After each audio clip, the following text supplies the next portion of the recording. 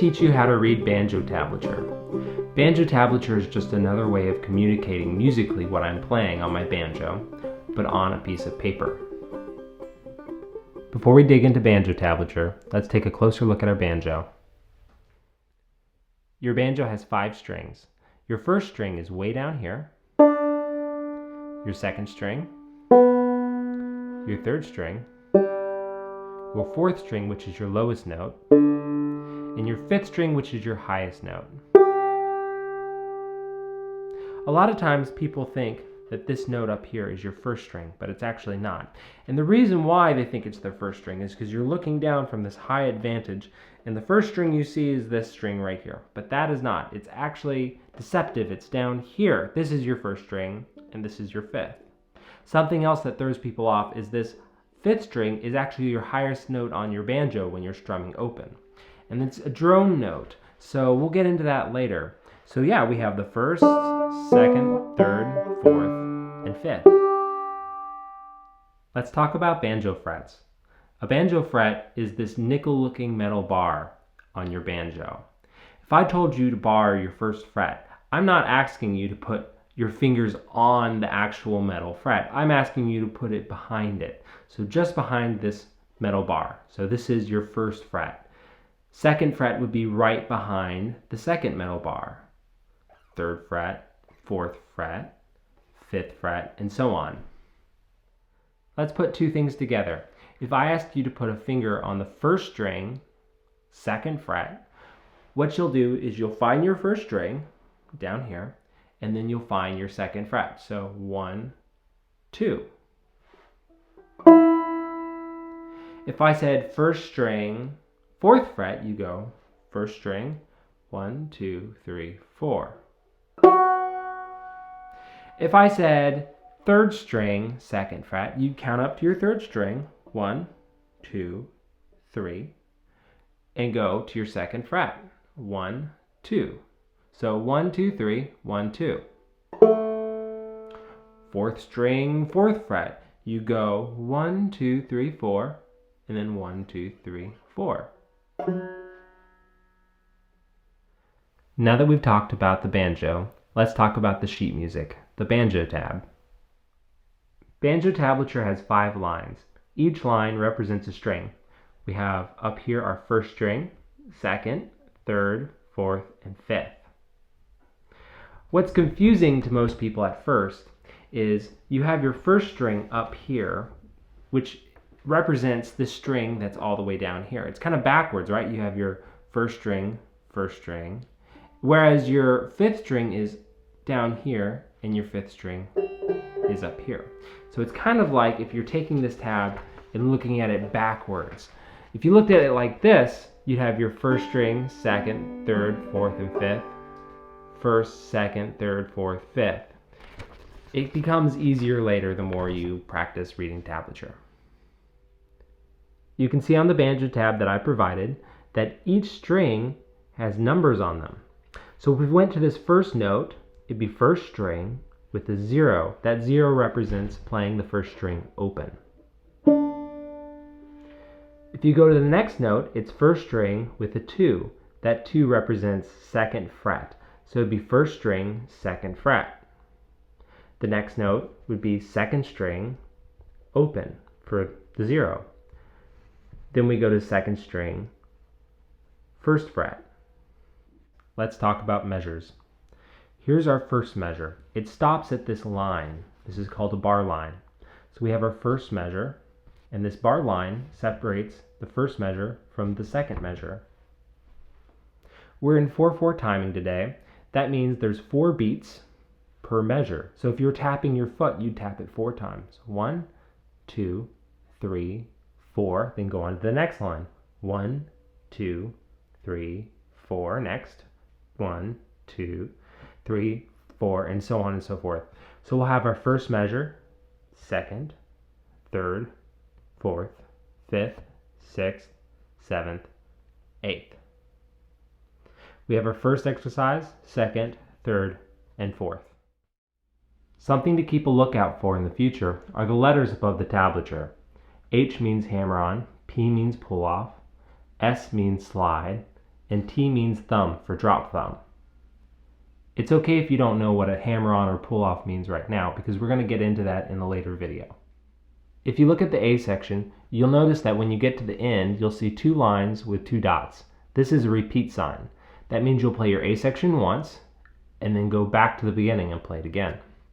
Notice that the B section doesn't have these two lines and two dots, so you only play it once. The C section, you'll play it once, you get to these two lines and two dots, and it brings you all the way up here where you have that repeat sign again, and you'll play it till the end. Let's take a look at the tune Cherry River Rag. There's an A section and a B section. Let's take a look at the A section.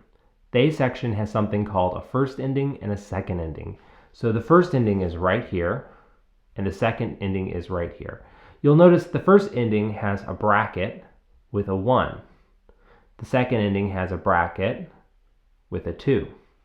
So you'll play your A section once, you'll play your first ending, then you'll go back to the top, play your A section again, and then when you get to right here, you'll go and play your second ending, skipping over the first ending. The B section has the same thing. You'll play it once, get to your first ending, start over at the top, skip over the first ending, going to the second ending. I'll play you your first exercise. Here's a 2 count. 1 and 2 and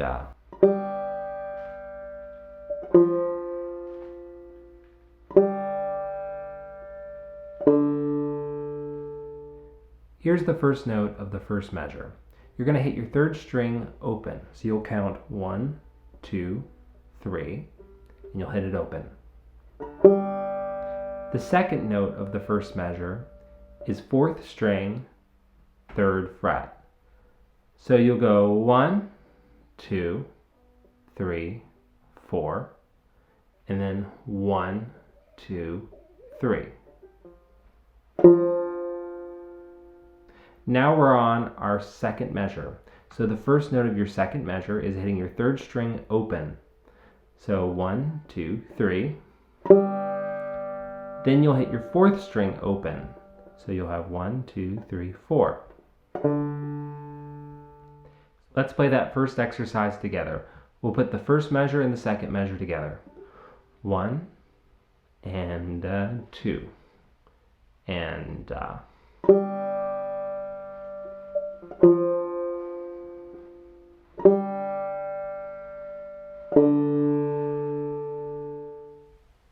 Here's your second exercise played slowly. 1 and 2 and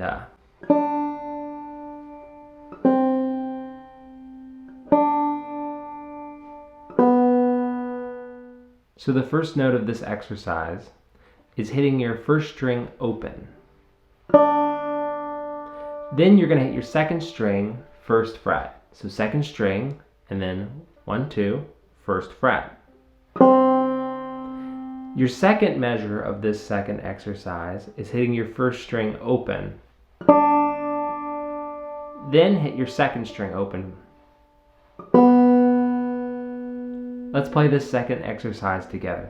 1 and 2 and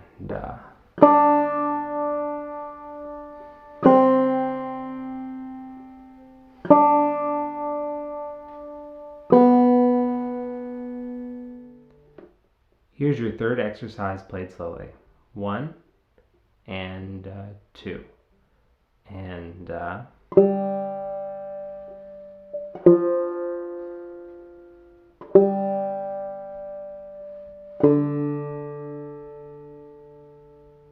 You might notice that your third exercise is exactly like your first. That happens a lot in music, which is why I've put it down. You will find measures that are exactly the same halfway through the tablature. So if you can remember them, you'll have an advantage. So here's your first note of that third exercise. You're going to hit your third string open. Then you're going to hit your 4th string, 3rd fret. 4th string, 1, 2, 3, 4, 3rd fret. Then hit your third string open for a long note, and then hit your fourth string open for a long note. Let's play that third exercise together. 1 and 2 and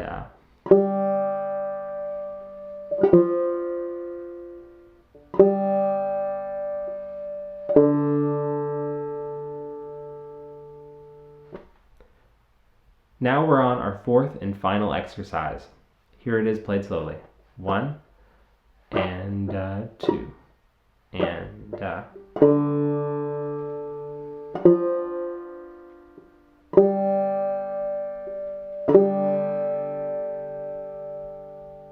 We're going to start off this fourth exercise by hitting the fourth string open.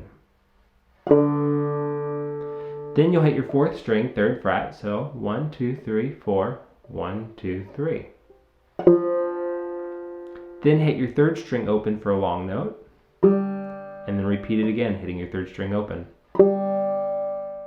Let's play the fourth exercise together. 1 and 2 and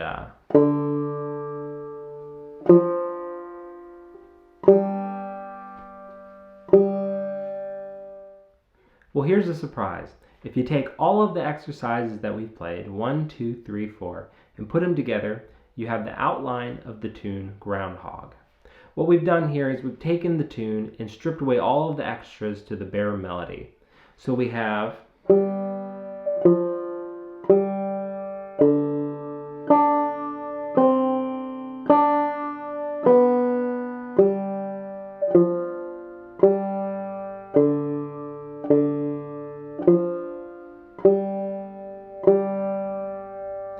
Now if we added in the extras, which would be the strum top after each note, the bum ditty, you'll have the full-fledged version. Here it is played fast. 1 and a 2 and a 3 and a 4.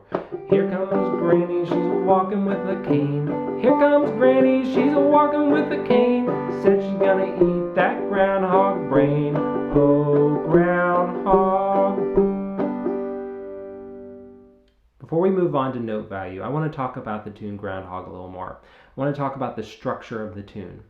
If you look at tunes, there's actually a lot of structure. It's a lot like blues. It's call and response. You'll have a phrase with a response. Then you'll have that same phrase again with a final response after it. So tunes are a lot like a conversation. You'll have a person asking a question and another person answering. Then that same person asking the same question again, and the second person responds in a different way. I like to think of it as phrases. So the first phrase of Groundhog is your first exercise, your first question. You have. Then you have your second phrase, your second exercise, which is the response. Then your third phrase, which is your third exercise, is that first phrase repeated. So you have.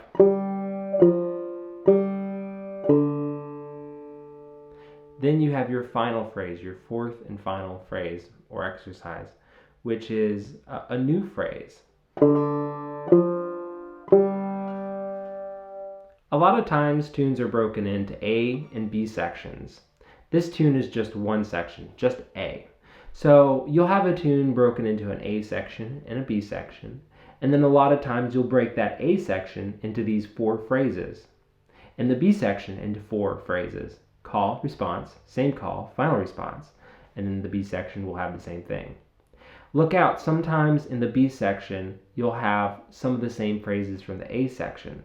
So there's a lot of times when you're learning a tune, the A section is usually the hard part and the B section is easier because everything's new in the A section, but the B section repeats a lot of the A section. So you can get a lot from looking at your tablature and seeing the same phrases throughout. Let's talk about note values in tablature. Remember we were talking about measures, 1, 2, 3, 4. And measures represent 4 beats. So you have 1, 2, 3, 4, 1, 2, 3, 4, and so on and so forth. Well, if you have a whole note, which is just one note, that means this whole note is going to ring for 4 beats. So you'll have 1, 2, 3, 4, 1, 2, 3, 4, 1, 2, 3, 4, 1, 2, 3, 4. So let's talk about half notes. And unlike the whole note, which takes up 4 beats, 1, 2, 3, 4, half note takes up 2 beats. So we're going to be dividing this measure in half. So we'll have the first note will take up beat 1, 2. This next note is going to be taking up 3, 4. So what we have is 1, 2, 3, 4, 1, 2, 3, 4, 1, 2, 3, 4. All right, let's talk about quarter notes. Quarter notes take up 1 beat. So it'll be 1, 2, 3, 4. And that'll sound like this. 1, 2, 3, 4, 1, 2, 3, 4, 1, 2, 3, 4, 1, 2, 3, 4. So let's talk about 8 notes. We can take 1, 2, 3, 4 and subdivide it even more. So instead of going 1, 2, 3, 4, we'll go 1 and 2 and 3 and 4 and. So we're getting more notes out of the same space. So it'll be 1 and 2 and 3 and 4 and 1 and 2 and 3 and 4 and.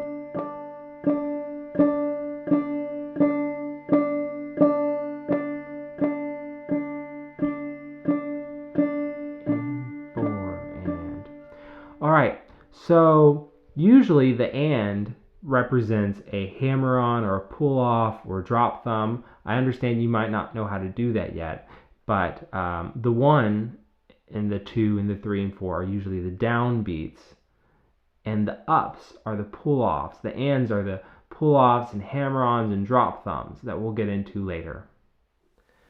Let's play these exercises together. Here's the whole notes. 1, 2, 3, 4. 1, 2, 3, 4. 1, 2, 3, 4. 1, 2, 3, 4. 1, 2, 3, 4. Let's move on to half notes. 1, 2, 3, 4. 1, 2, 3, 4. 1, 2, 3, 4. 1, 2, 3, 4. 1, 2, 3, 4. How about quarter notes? 1, 2, 3, 4. 1, 2, 3, 4. 1, 2, 3, 4. 1, 2, 3, 4. 1, 2, 3, 4. Let's go over 8 notes. I'm going to use a pull-off for the and, but if you don't know how to do a pull-off yet, don't worry about it. We'll get to it later. 1, 2, 3, 4. 1 and 2 and 3 and 4 and 1 and